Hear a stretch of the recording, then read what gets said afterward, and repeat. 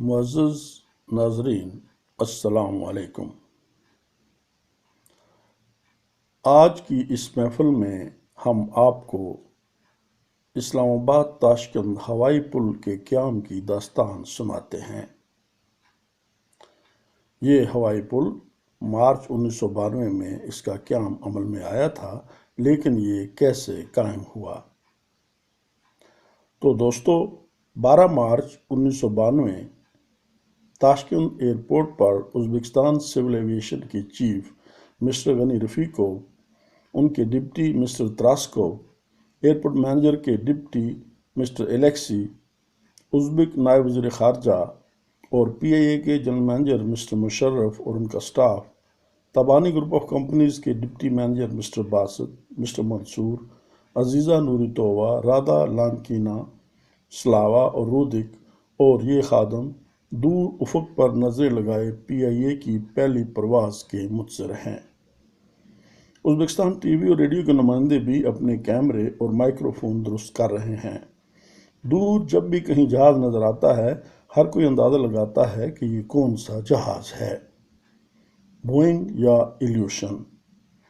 ایک ہفتہ ہوا مہمانوں کی لسٹیں تبدیل ہو رہی ہیں، جہاز کا ٹائم کئی دفعہ آگے پیچھے ہوا اور آخر کار 12 مارچ دن کے 1:40 پر پی آئی اے کا بوئنگ 737 تاشقند ایئرپورٹ پر 120 مہمانوں کو لے کر اترا۔ مہمانوں میں قومی اسمبلی کے ممبران، سینیٹرز، مشہور صحافی، سول ایویشن اور پی آئی اے کے اعلیٰ حکام، دانشور اور دیگر سماجی رہنما شامل ہیں۔ غنی رفیقوف اپنے مخصوص انداز میں مجھے مبارکباد دیتے ہیں۔ تراسکو کہتے ہیں، اب تو تمہاری طرف سے پارٹی پکی کہ تم عرصہ دراز سے یہ خواب دیکھ رہے تھے۔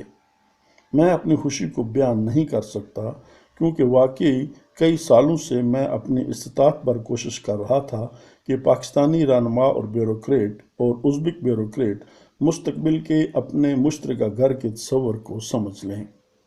میں نے اس سلسلے میں کئی تجاویز پاکستانی سفارتخانہ کو بھیجیں۔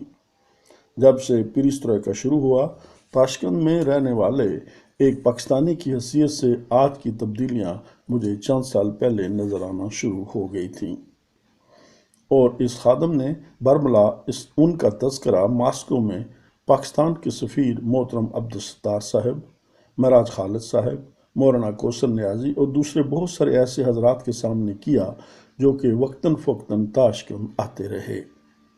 اپریل 1990 کی جنگ میں بھی انہیں شائع کیا گیا۔ جون 1990 کے ماہانہ ایزور نے بھی انہیں اپنے صفحات پر جگہ دی۔ میں اس وقت ان تمام تجاویز کی تفصیل میں نہیں جانا چاہتا، کیونکہ زیر بحث موضوع وہ ہوائی پل ہے جو کہ تاشقند اسلام آباد اور پھر تاشقند کراچی کے درمیان بنائے گئے۔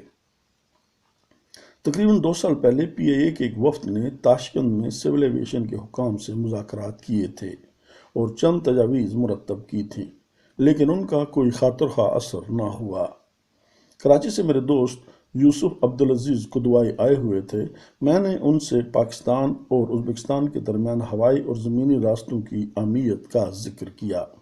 میں نے یہ بھی کہا کہ تاشقند میں سول ایویشن حکام نیز ایئرپورٹ اتھارٹی سے میں بات کر سکتا ہوں، بشرطے کہ پاکستان میں ہمارے اعلیٰ حکام کو بھی اس مسئلے کی افادیت پیش کی جائے۔ یوسف بھائی کی حوصلہ افزائی کے تحت میں نے تاشقند ایئرپورٹ کے ڈائریکٹر جنرل ارسلان روزمیتوف سے ملاقات کی۔ انہوں نے مطالبہ کیا کہ پاکستان کی فضاؤں سے ازبکستان کے طیاروں کو بغیر رکے پرواز کی اجازت دی جائے۔ ماضی میں سوویت یونین اور پاکستان کے سول ایویشن حکام کے درمیان یہ لازمی امر طے ہو چکا تھا کہ دونوں ممالک کے طیارے لازمی ماسکو اور کراچی رکا کریں گے، چاہے وہ مسافر نہ اٹھائیں۔ یہ عمل صرف اور صرف سیاسی اور حفاظتی ضرورتوں کے تحت کیا گیا تھا۔ ارسلان صاحب نے کہا، اگر تم لوگ ہمیں مسلمان بھائی سمجھتے ہو تو پھر ازبک ایئرفلوٹ کے جہاز کو کیوں مجبور کرتے ہو کہ وہ وقت اور رقم ضائع کرے؟ دوسرا یہ کہ جو ہی ہمارا طیارہ کراچی ایئرپورٹ پر اترتا ہے، تمہارے گن بردار اسے گھیر لیتے ہیں۔ میں نے ان پر واضح کیا کہ میں حکومت پاکستان کا نمائندہ تو نہیں، بلکہ ایک عام پاکستانی شہری ہوں، اور یہ کہ ان کی خواہش پاکستانی حکام تک ضرور پہنچا دوں گا۔